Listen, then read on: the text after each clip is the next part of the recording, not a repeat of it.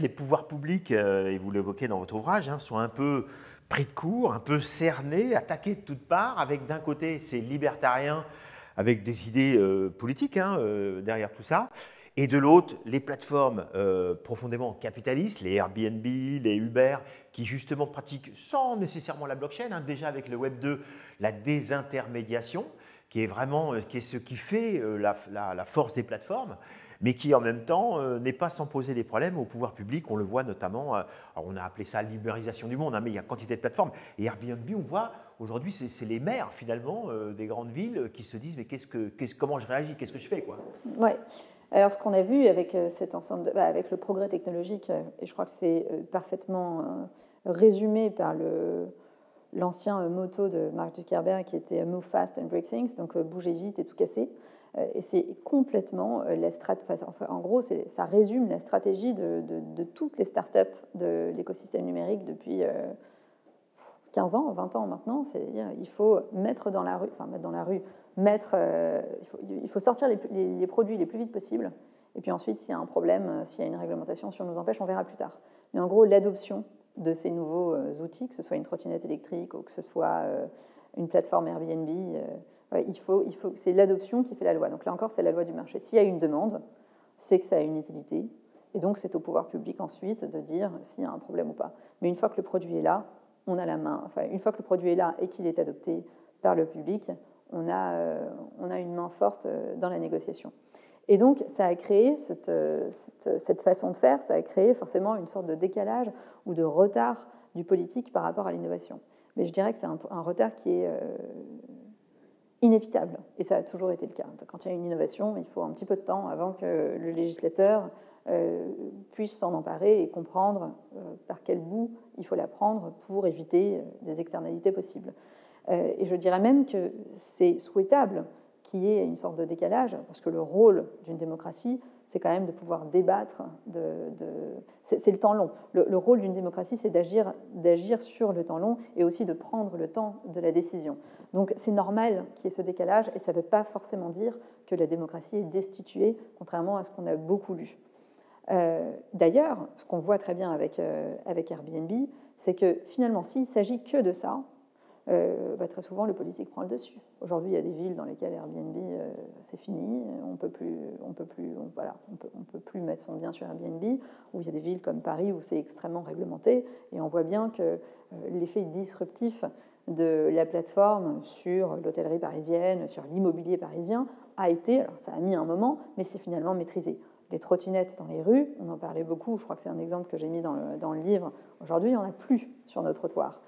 Pourtant, à un moment, la ville était envahie. Donc, quand il s'agit que de ça, le politique, même s'il réagit avec un train de retard, il peut toujours reprendre la main.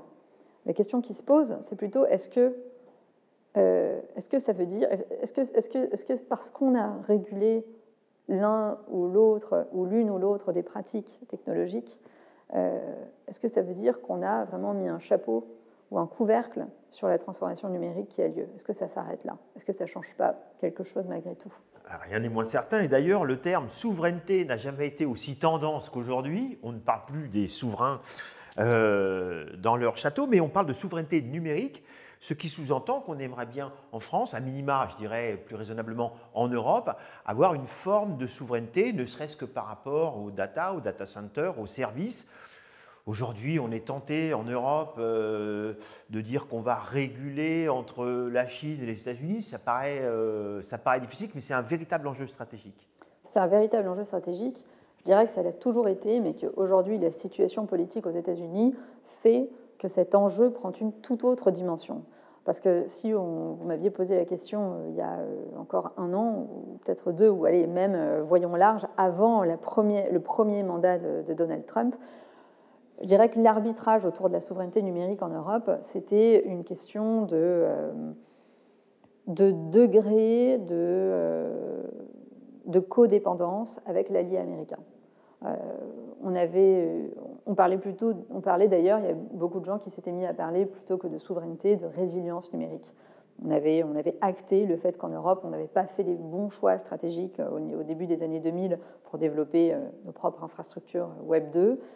Donc on était, et qu'on serait donc inévitablement dépendant de certains services numériques qu'on allait importer des États-Unis, mais qu'au niveau stratégique et pour notre défense, comme pour la défense plutôt, on faisait avec les États-Unis un certain nombre de partenariats, et à côté de ça, on développait autant que possible des manières de retrouver une forme de souveraineté sur nos données, une forme de souveraineté sur certains axes ou certaines technologies stratégiques, mais sous forme de partenariat toujours avec les États-Unis. Aujourd'hui, cette idée de partenariat stratégique avec l'allié américain est en train d'exploser en vol. Donc la question de la souveraineté numérique en Europe, elle devient beaucoup plus cruciale, et surtout elle prend une dimension beaucoup plus large, parce que les entreprises américaines, parce qu'on soupçonne, parce qu'on est obligé de prendre en compte le risque que l'ensemble de ces services, l'ensemble des entreprises américaines qu'on utilise et dont aujourd'hui on a besoin,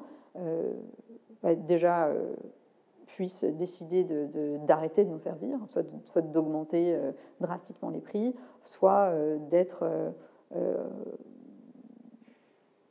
pris dans une forme de chantage dont l'administration Trump semble être assez friande.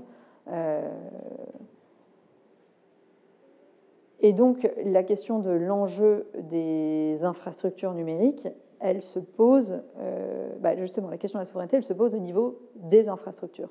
C'est ce qu'on a vu pendant le sommet de l'IA avec les annonces d'investissement sur les data centers. C'est évidemment, je ne sais pas si vous voulez qu'on explore ce sujet, parce que j'en avais pas parlé dans le livre, mais les data centers, c'est qu'un tout petit point, certes névralgique, mais un tout petit point sur la chaîne de valeur pour les services, ouais. De l'IA et pour l'indépendance de la souveraineté européenne. C'est clair, c'est clair. Alors, on a parlé de cette forme de déstabilisation des États, des pouvoirs publics. On pourrait même aller jusqu'à dire qu'il y a une forme de déstabilisation possible des démocraties. Vous l'avez évoqué tout à l'heure, à demi-mot, on arrive aux médias sociaux, dont un temps on a pensé que c'était fabuleux parce que ça libérait la parole. En fait, ça a libéré les paroles, ça a même libéré les mensonges. Et aujourd'hui, finalement, on ne sait plus bien comment se positionner vis-à-vis de ces médias sociaux. Donc, à un moment donné, on était très heureux que ça fasse basculer quelques gouvernements par trop dictatoriaux. Mais aujourd'hui, il y a presque un retour sur les bénéfices, je dirais, des médias sociaux. Il y a un retour sur les bénéfices des médias sociaux. Ça fait un moment. Frances Haugen, je crois que c'est l'autre lanceur d'alerte dont on n'a pas parlé, mais j'en parle dans le livre comme d'un contrepoint exemplaire à Snowden. En 2013, on avait Snowden qui venait nous dire attention, l'État est trop engagé, l'État nous surveille trop, l'État est trop présent, il faut libérer les technologies numériques de la présence, de l'influence, de la surveillance de l'État.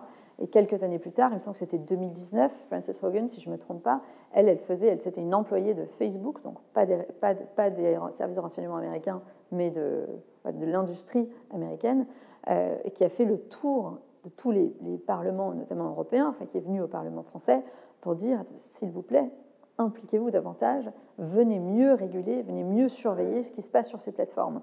Donc et pour moi, c'était l'illustration parfaite de ce retour de bâton assez spectaculaire et qui est arrivé en un laps de temps très court, où en quelques années, on s'est rendu compte qu'en fait, on ne pouvait pas avoir d'Internet libre sans la surveillance bienveillante de l'État sur ce qui se passe. Alors évidemment, j'emploie ici la surveillance de façon un petit peu différente de ce qu'on entend par surveillance. Associée avec bienveillance. Voilà. Mais en gros, sans un contrôle de l'État sur l'écosystème informationnel. Alors que c'était l'inverse que demandait Snowden quelques années auparavant. Aujourd'hui, alors depuis Frances Haugen, beaucoup de choses se sont passées. En Europe, on a développé des réglementations assez solides sur le contrôle des contenus. Entre-temps, les plateformes avaient toutes, sous la pression principalement de la société civile, mis en place des garde-fous. Mais aujourd'hui, ces plateformes, sous l'impulsion de la droite conservatrice américaine de Musk et Donald Trump, sont en train de renoncer à ces systèmes de modération de contenu au prétexte que finalement c'est une forme de censure et que c'est une forme plutôt d'influence idéologique de la part de la gauche libérale. Et en Europe, on a ces réglementations, mais on ne sait pas comment les appliquer, ou plutôt on n'est pas sûr de pouvoir les appliquer. Aujourd'hui, aux États-Unis, Donald Trump, il y a quelques semaines, a émis un autre executive order dans lequel il dit de façon extrêmement claire qu'il réfléchira avec les chefs d'industrie américains à contrer toutes les tentatives de juridiction étrangère qui pourraient nuire à l'industrie numérique. Donc, évidemment, il a en ligne de mire le DSA et l'ensemble des réglementations européennes qui visent le contrôle des contenus. Et dans le contexte géopolitique et extrêmement tendu actuellement,